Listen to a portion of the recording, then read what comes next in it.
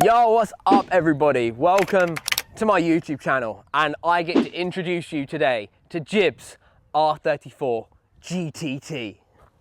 So as you can see, this is no standard Skyline GTT, and I think it's only fair that I get the owner of the car and the guy that's put it all together in to run us down, tell us what he's done to it. So Jib, will you please join me on camera, my friend?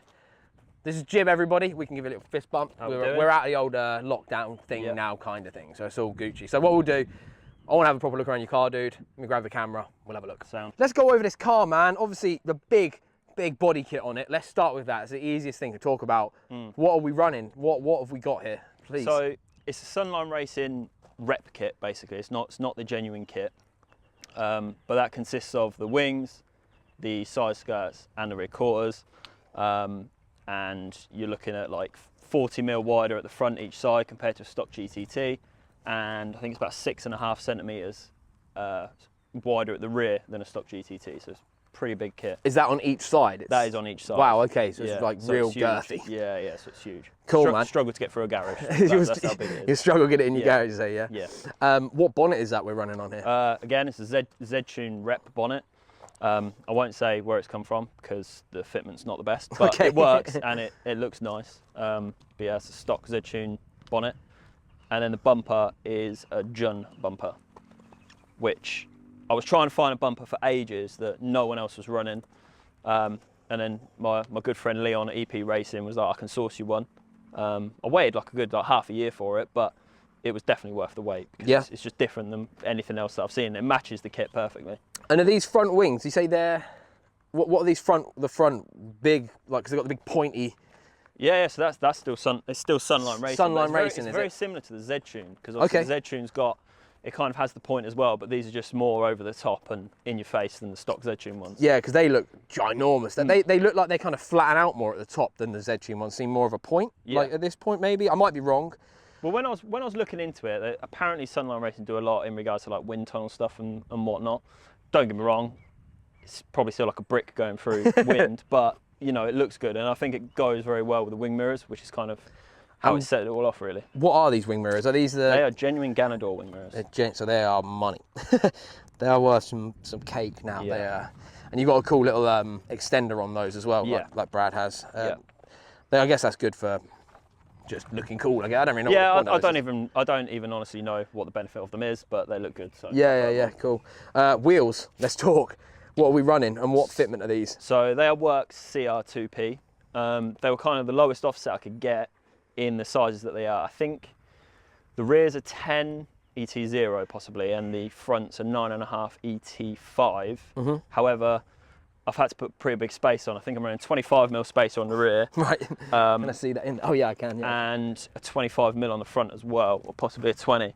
But yeah, I just struggled to find wheels that would fit in what I wanted, really. I didn't want to go any more than 10.5s because I was going to drift the car. Well, I didn't want to have too wide. I want to kind of fight your corner here a little bit, because I'm sure people in the comments after you saying that will be like, oh, he doesn't even drift it. We've been on drift days together when you've been out drifting this car.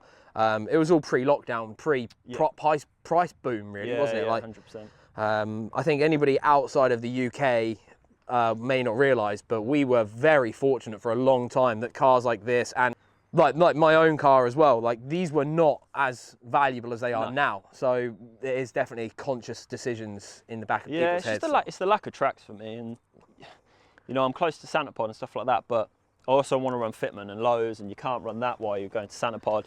Rockingham was the one to go to. It was smooth, it was lovely, and like, RIP. Don't get me wrong, if Rockingham was still there, I would still be there. But it's gone, and I can't be bothered, and I don't trust the car enough to drive it 4 hours away, drift it and drive it home, and I haven't got a trailer, so it's just not an option for me. Yeah, I mean, it's fair enough, man. At the end of the day, it's your car, you can do whatever you want with it. That's the way I see it. Before we walk around the back, you've got all these extensions to the body kit. What's all of the... I don't really know what's going on with them, if I'm honest. Okay. I wanted something to finish it off, and like, I liked the idea of like black and purple. You know, I ran a few expensive sort of add-ons on the front and the rear. But I literally just destroy them all the time. I think they're about the 4th set I've had on the front, 3rd set I've had on the side, and they just hit the floor a lot. So I didn't want anything expensive that I'm going to break. I didn't want anything carbon that I'm going to break and can't repair. And these are such a cheap option that they kind of give it a little bit more of an aggressive look. So I thought, well, they're cheap and they look good, so if I smash them, I don't really care. Yeah. These rear fenders, are massive, like over fenders. Like huge. they are ginormous. What made you go for these? Was it just because it was part of the body kit, or? I'm blaming Leon entirely for if I'm honest, because I bought work Kwame's before I bought these wheels, and all I went to go pick up from Leon was a D-Max S15 spoiler to put on this, which is like the boot lid spoiler. Yeah. And at that point, it just had the Z-Tune kit on it. When I got there, he told me that he had a kit that no one else was running that I'd probably be interested in. I said to him, I was like, no, I'm not interested, mate. I've just spent 1,500 quid on wheels. Like, fitment's all dialed in. Like, I'm happy as it is. Going to drift it, yada, yada, yada. I saw the kit, fell in love with it, picked it up 3 days later, and that's kind of how it is. But the thing is, like, you can't run this kit separately. So you've got the quarters, which all match up to the side skirts, and the side skirts actually connect to the quarters. Right, okay. And then you've got the side skirts again, which connect to the front wings, but the side skirts hold everything in line. So if you picture it without the side skirts, you know, they sit out here compared to where the body of the car is. So there's no option really not to run these. But I like these anyway. Quite a lot of people don't like them because you lose the shape of the GTT, but I don't like the shape of the GTT anyway. So that's fair. For me, like, it didn't really bother me. Yeah. But I think it flows well anyway, so there's no way I was not going to have them. We've also got a massive rear wing on here that I'm going to assume Starkey at Driftworks has got something to do with. Yes, he has, yeah. So I was posting for ages saying that I wanted a big spoiler on it. I was looking at, you know, options with like Voltex and stuff like that, and I've never really been a spoiler kind of guy. But Starkey messaged me and said that they had the Big Country Lab wings in stock and whatever else, and I was like, yeah, okay, I'll have one. I had the option to go carbon, but I like the idea of having the blade paint the same colour as the body of the car, which is what I did. And then for me, I just feel like that works better anyway than the carbon. Yeah, I think it definitely suits the rest of this body kit. Normally, I'm not a ginormous fan of them, but I think on this body kit, on this car, it doesn't look out of place. No. So I can't say I hate it. It doesn't look bad at all. It just suits the theme, you know? Like really, that like over the top look. JDM, mad aggressive, like real, like I called it earlier, like an anime-esque type thing, you know? It's like something you like see in an anime, so I think it's cool. Like, it's really cool. What exhaust are you running as well? It's a big old can out the back here. Believe it or not, that's a lorry exhaust. A lorry exhaust? So that is a lorry exhaust. So you know you get like the exhaust that go up the side of a cab of a truck? That's what that is. No way! So like, I really wanted like a 5-inch can, but I didn't want a can because the car's quite low. Obviously with a can, I had issues with my old exhaust hitting the floor. So what we did is, Ash at AutoWorks, what we did is we tucked the centre pipe and the down pipe, everything up as high as it would go. And then I managed to find the truck exhaust, which was stainless steel as well, which was a bit of a bonus. And then we literally just got a reducer, banged it on, that's it. Straight pipe with a 5-inch can. That's so crazy, a truck exhaust. That is not what I expected to find on this car. Well, a lot of people don't. Let's have a look on the interior, shall we, and see what's going on. So, what have we got going on in here? I can obviously see stripped out rear interior with a massive roll cage in here. Who was that by? That was by HDF. Okay, Same guy did Brad's. We actually both went in kind of together. We was like, you know, can you do both cars? And they're very similar. I think the only thing that we got different is the door bars. Mainly because I like my music and I wanted to keep my speakers. So door bars are higher, I can keep my door speakers. The only thing I actually have issues with the cage is it being so tight and so well put together that I struggle to run door cards, I struggle to put seats in, everything like that really. But other than that, like, the cage is mint. Well, I have to say the cage is massive, and the problem I've found getting in, this car takes the award for the most awkward car for me to get in and out of, because I want people to see the distance from where you have to get out to where your side skirt extensions are. It is far, and I've only got little legs. I'm only 5'8". Hard to get in and out of this car, but it's still cool. Like with Brad's car, I like that you have the like nice door cards, like custom done, I guess. Yours is more suede-y. I struggle to find anyone that will actually that stocks almost track door cards for the R34, and I struggle with a lot of parts, to be honest. But I didn't like the fact they were hollow and it was really noisy, and like when the doors are closed, like they're not the neatest job in the world, but when they're closed, like, they feel fine and you don't get like cold drafts and stuff, which is what I wanted. You know, I didn't really care about the look of them as such, as long as they sort of worked. Yeah, and we've got Corbu Club Sport seats. Great piece, now discontinued, unfortunately. We used to sell loads of those, so that's very much a shame they cancelled that. And we've got what? We've got a Nardi steering wheel over there? Yeah, we've got the small one. Is that a small leather one? 330? Yeah, I think it's 330. Yeah. Yeah, it's like got no real dish on it either, which is kind of interesting. No. I'm quite small, so I have to sit quite close to the sit close to the pedals. Yeah, cool. And it's all mile per hour converted. Yeah, all mile per hour converted. Up there, the old dials. It's actually quite a low mileage car, to be honest. Is it? So it's sitting on 80, I think it's 88,000, but it wasn't converted to miles till about 50,000. So, cool. You know, we're talking like sub 60s. Nice. Early 50s possibly in miles. Someone could probably correct me on that, but it's around that. So yeah. I paid top dollar for the car when I bought it. And that's kind of the reason, being it clean and low mileage. Sweet. What else have we got going on here? Is that your Apexi? Yeah, so you got the Power FC, old technology, but it works, and it works with the setup that I've got. And due to previous experiences, I'm a firm believer if it works, then I just kind of leave it at the moment. If it ain't broke, don't fix it. Exactly. I believe in saying this. Exactly. We've got some Louis V style. Yeah, you need to excuse them. I'm waiting on parts. But I had nothing there, so I had to think of something to put there. Yeah, no, that's cool, man. You did say you've got a bunch of stuff on order. Yeah, it just hasn't turned up yet. Running Driftworks harnesses. Yeah, TRS. Cool. Fire extinguisher. Must have in any Japanese car, I believe. Yeah, I'm just nervous now with that one. I've seen so many people's cars set on fire. I don't even care how small it is. If it's going to do something, it's going to help. Yeah, yeah, definitely. And then we've got the gauges up the top. Now, is this a standard dash in one of these, or have you? It is a standard dash. Now, I painted all this because when I bought the car, the guy painted them white, and it was just the worst thing in the world. Like with the sun, it would shine on the windscreen, and it was just horrendous. And it was all like bubbly and whatever. I've done my best to kind of paint it at the moment. Eventually, I'm going to go carbon probably. Cool. But again, it's not something that was that important to me. Like I like it being a nice sort of place to be, and it looks alright. It doesn't shine on the windscreen, so I was happy with it. Of course. Quickly pop the hood. I know you say you're not that happy with it under there at the moment, but I'd still like to show people. Yeah. Talk about it a little bit. Originally, is it an RB25 Neo? It's an RB25 Neo, yeah. And you've kept that engine in here? I've kept the engine in. I've tried to keep it as sensible and unopened as I can. Reason being, as I've been through RB30s and forged SRs, as you know, and everything's just. I feel like if it's closed and I haven't opened it, then it's going to be reliable. So all that's got is still head gasket, stock internals, everything else. Just put a different turbo on it, obviously injectors and all the usual stuff, and it makes good power and it's reliable. What sort of power are we looking at? It's between 400 and 450. Again, it was similar to Brad, same guy, tuned us, so it was all road mapped. But it goes very well for what it's got. So to me, it doesn't need any more. Cheeky little screamer pipe there. Yeah. Is it loud? It's very loud. Okay, cool. That sounds good. We can hear that. Unbearably loud. So what do we have under here of any merit that we can talk about? We've got. So we've got Greddy Rad, Greddy intercooler, Greddy oil cooler, HKS GTRS Pro Turbo. Nismo oil cap. Yeah, it's probably not even real though, to be honest. That was already on the car, but again, I'm waiting on a new one of them, so that's great. Got the old BC Racing coilovers. Yeah, BC Racing coilovers with the air cups as well. Oh, with air cups, sorry, we should have said that, yep. With air cups. Yeah, they just save my life all the time, and I wouldn't be able to get in and out my garage without them, so I got sick of taking the bumper off every 5 minutes.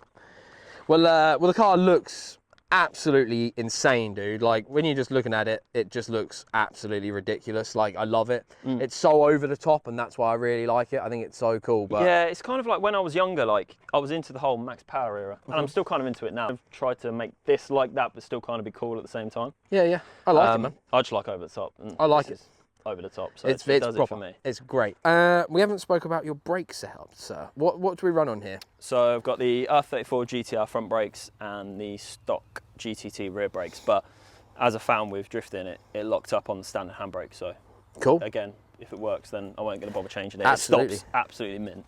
The wheels lock up before the car stops. So in my eyes, that's what more do you want? Yeah. Cool, exactly. Man. Well, they're still original Nissan. Yes. So Brembo, lovely. Well, it looks absolutely mega, man. I think it's about time you take me out in it and give me probably a headache with the screamer pipe. But yeah, I think it sounds good. Cool, man. Let's do it. Perfect. I want to start though, because I know your car history, but I want to tell the people out there a real brief rundown of your car history, please, and how we've ended up to this one. Okay, I've had 2 S15s, a Supra, 3 Skylines, one of them being an R34 GTR, which then led me to this one. Oh, and I had an RB30 with like 600 horsepower. So I have to ask, what was the reasoning for swapping from the R34, which is now the most expensive, well, one of the most expensive Japanese cars you can buy, to, I wouldn't say downgrade it, but you just change model to what it was, sort of thing. What was the reasoning behind it? Like, it's just, I think it's the lack of fun side of it. I was so like obsessed with the the car itself, I suppose, that I was nervous to take it anywhere. You know, I'd go do my weekly shop in it, and then I'd come out and I'd have someone parked right next to it. There was at one point I had someone follow us home.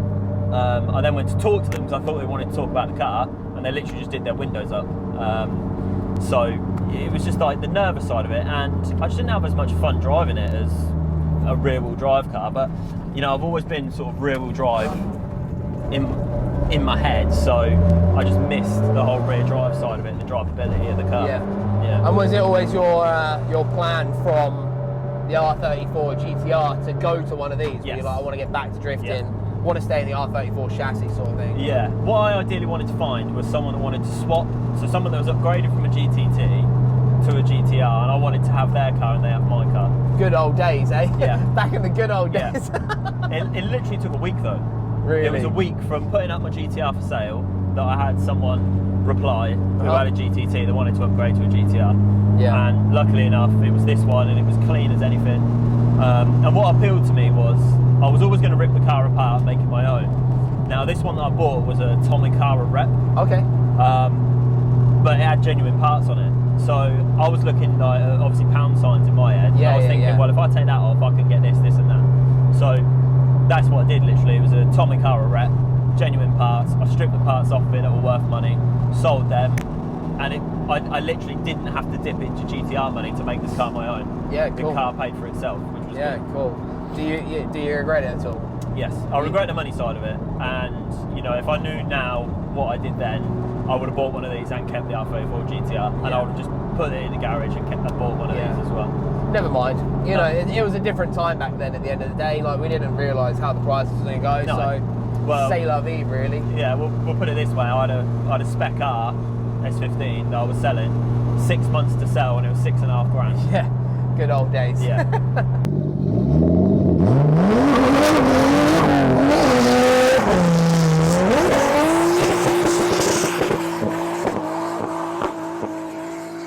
You've obviously built this up to what it is now. Have you had any major issues in the build itself, or has it been fairly straightforward? Believe it or not, it's fairly straightforward, and like touch wood, you know, the car itself's reliable. The only issue I've ever had, well, I had an issue with it being so low and the drive shafts kept popping out. So I had to get someone to make me some drive shaft spacers. But other than that, the car's been reliable.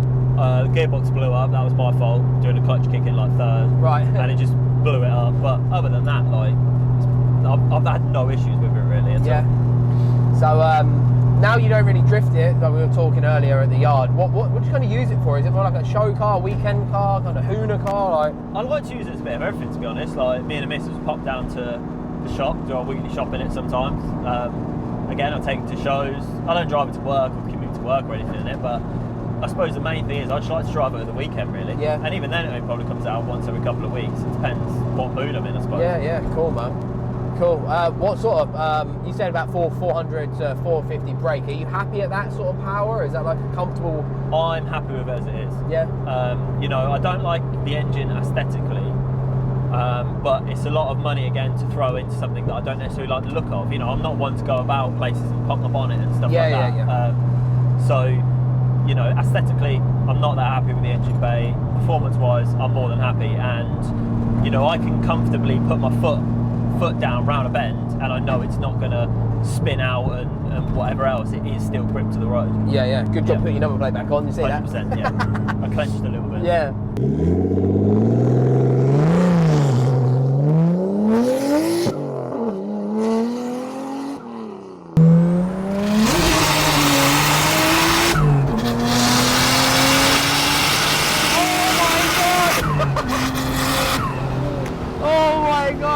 That is sick! Man, the heat that comes out of the exhaust here blurs everything. You can't see nothing. That's so crazy, and that sounds amazing. That is such a crisp noise. It's a crisp, and bearing in mind, it's not, you know, that's literally just an external wastegate on the back of an exhaust housing. I only got it for noise anyway. Yeah, nothing. Wow, dude. Yeah. That sounds so good. Wow, I think I even made noise while we were moving there. I'm going to try and shut up next time you do it, because wow. You feel it in your chest. Yeah, it was like, woo! Wow, that was so good.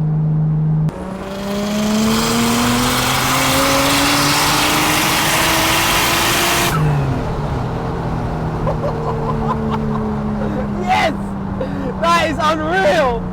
Oh my goodness me, I love that. Hell yeah, that is sick, and it feels like a usable power. Oh yeah. 100%. Like that doesn't feel like it's trying to throw us in a bush. That really does feel the sweet spot. I feel like as soon as I put the two-way in, it just made a massive amount of difference with the drivability of the car. Like I had the open diff before, and it just felt it was a bit twitchy and a bit horrific. Whereas, you know, if you've got a dry day with the two-way, and like I ain't even got posh tyres on the rear because I like to do a spirited drive every now and again. It just grips, and it just feels like it's pulling all the way through the rev range. Awesome. And it's a tiny turbo, which you wouldn't even know. So if anybody was crazy enough now to want to spend the money that these things demand, what would you tell them to look out for specifically to avoid major disappointment or anything like that? It would just be rust. I think. Yeah. Yeah, because these are now coming up with issues where you're getting rust around the turrets and stuff. Yep. You know, luckily for me, I keep mine indoors. I don't drive in the rain. I just don't think it's fun. You know, I have done in the past, but that would be the main thing I'd look out for, to be honest. And then just the usual stuff. Yeah. Usual everyday stuff that you'd look at. And you also got a few really nice mods on here, man. Talk about the wheels, the body kit, steering wheel's lovely. Do you have a favourite mod on the car that you're like, yeah, I'm so glad I did this? Well, I've got two, right? So most useful favourite mod, air cups. Same as what Brad said. If you haven't seen that video, by the way, go check it out. I'll leave it at the end of this one for you to look at. Yeah, you know, I wouldn't be able to get in and out of my garage without the air cups, without taking the bumper off. You know, we can drive about fine, like I ain't got to worry about anything. But otherwise, I do absolutely love the kit. And, the body kit, yeah. And that includes everything, like down to the front bumper. Like I just love the kit. I love the way it looks. Yeah. I love how aggressive it is. It is a very aggressive looking car now, man. Am I allowed to say my favourite mod? Yeah. I like your wheels. The wheels are like really, I think, a lot matched with the colour of the car. Yeah. And the fitment and everything. I think they're beautiful. I really definitely like got the right colour. I think they look great. Future plans? Future plans, right. So, probably get quite a lot of hate for this, I think. I am debating putting it on air. On air ride, yeah? Yes. But it's not just for the fact it's all like Stancy Boy. It's if I had the option of air and I could get it to a point where it was still okay to drift, so it still felt okay with it being aired up, I would drift it a lot more with air because I wouldn't have to fanny around with anything. So like if I had air, I would be able to turn up a Santa board, raise it and skid my day, and then that'd be fine. I wouldn't have to worry about my body kit or anything like that. But I'm also debating on changing the colour. Which I've got a few quotes for at the moment. You know, that probably is going to be in the pipeline, and that is something I'm going to do. Not right now, paying for a wedding and all that, but it is something that will happen. Yeah. Maybe end of this year. Do you think you'll keep it for a lot longer? Is this a forever car, or would you sell it for the right money? Like, I don't know. I've been offered good money for it, and you know, I have had a look at what I'd have instead, but I don't know what I would get instead of this. That's the thing. I wouldn't sell this for like I don't know, an M4 or something like that. I wouldn't do it because I like the excitement of driving this. I'm not saying an M. No, but this is not Larry. Exciting. That's what I mean. I like how aggressive it looks. Like it looks ridiculous on the road. So no, at the moment I don't think there's anything. Oh, you know, I've done the S15. I'm not going to do that again. Yeah, I wouldn't advise it either. No. I'm living that hell currently. Yeah. Do not advise. No, I've done that. I'm not going to do it again. Supra don't really appeal to me that much. I had one of them again. It was an NA auto, an NA manual, but it's not the same. It's not a Skyline. That's the way I look at it. It's just not a Skyline. Yeah, man. Cool. Well, once again, dude, I really appreciate you bringing it down to me. No worries. Thank you. I know it must have been a long, hot drive, but aircon. Oh yeah, you got aircon. It was Still got the old aircon. You're all Aircon. Gucci. But yeah, I appreciate it, man. Thank you. No problem, mate.